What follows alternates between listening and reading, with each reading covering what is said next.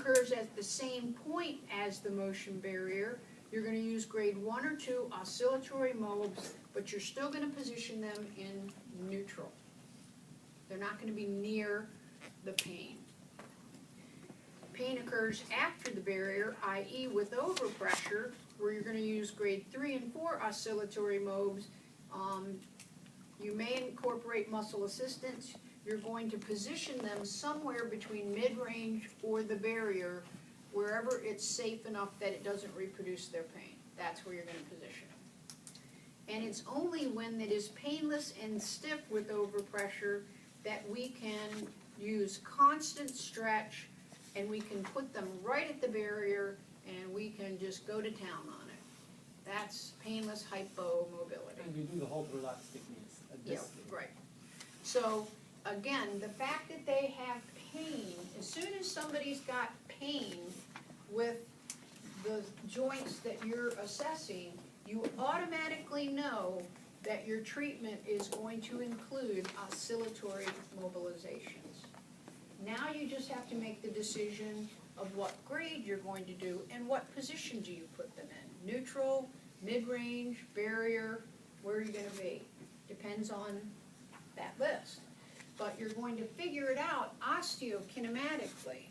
So if he goes, I did all those tests, I know that when he rotates right, that's when he's pain, but I didn't overpressure it ever. So let's say I did all the tests, I know it's at the AO joint, because I did all the tests and I figured out it's at the AO joint. So I say to him, Mike, okay, bear with me for a minute, turn your head till the pain comes on again. So he turns his head and he said, yep, there's my pain. Now I'm going to say, can you just relax and let me turn it a little bit further? And I'm going to see, does he have more range of motion? Because then I'll know whether he has pain before the barrier, pain at the barrier, or pain after the barrier, so to speak. He can't have pain after the barrier unless when I go to move this, it doesn't move at all. You know, it's totally, won't go at all. Well, then maybe that could be pain after the barrier. But really, pain after the barrier is usually only elicited with overpressure.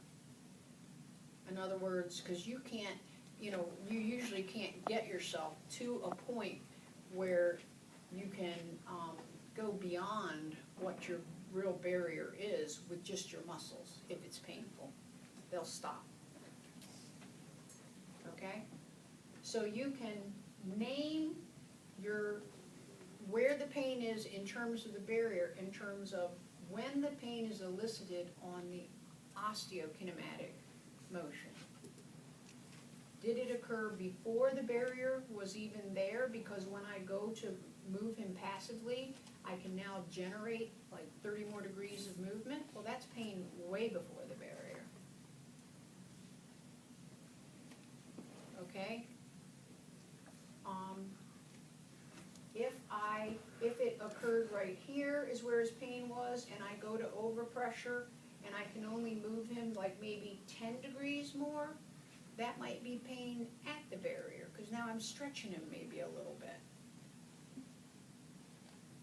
Okay, so you'll just have to use your decision-making based on what you feel when you go to now assess this.